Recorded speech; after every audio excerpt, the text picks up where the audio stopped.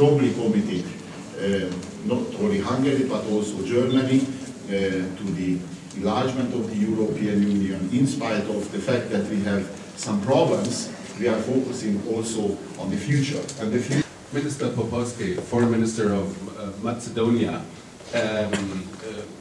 Minister Westerwelle just mentioned your example, mentioned the Ohrid Agreement, and the Minister said everybody will be judged by his own merits. And now the question is, how tasty was that for you?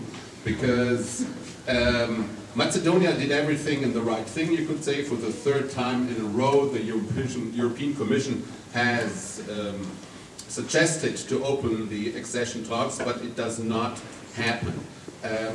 So, do you feel disappointed? It's actually... can you hear me? Yes.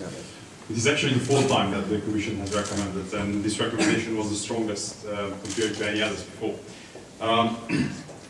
Well, we've been hearing that for a certain period of time, and I think that the good news in that kind of story is that, in the wise words of a former Prime Minister of Great Britain, if it doesn't kill you, it only makes you stronger. So we've gone the way of keeping the reforms, making sure that each one of the progress reports is better, without being in a position to have a logical pattern of making progress towards the European Union. It makes sense from a certain perspective to be frustrated.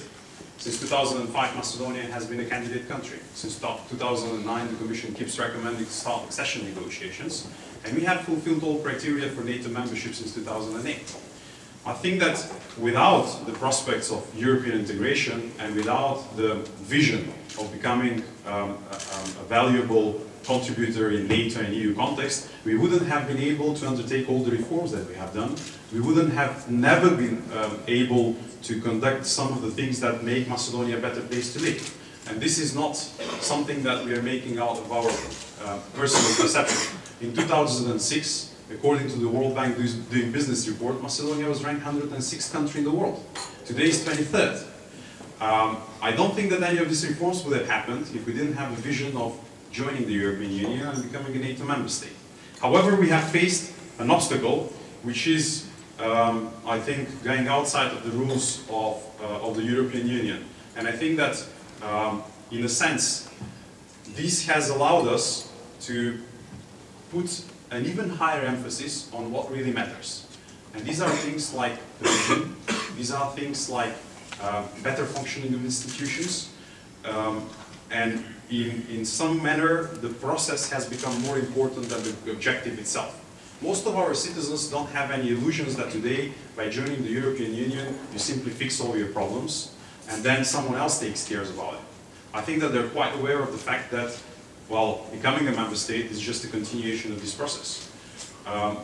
It makes it difficult for a political leadership in a country to make sure that there is a consistent support, even though we are the 90% of agreement among our population that we want to join the European Union and NATO, that a union that is based on values, on the rules, is somehow going outside these principles that have been set in the past in dealing with the Macedonian issue. We have to be realistic on the other side. The final decisions are always made at the table when there are 27 member states around this table, and it is sufficient for one member state to disagree in order for a certain proposal or a logical decision not to be made. It is how it works, and you have to live with this reality. I think the best thing to do right now is to come back to what Europe is really about. And Europe is about rules, not about money. If we keep this in mind, then I believe that the best peace project that ever existed on this continent, which is the European integration, will continue to be a successful model. Thank you very much. Yeah, thank you very much. I mean, at the very moment, Europe is very much about money, as you know, in Brussels, but and thanks for this perspective.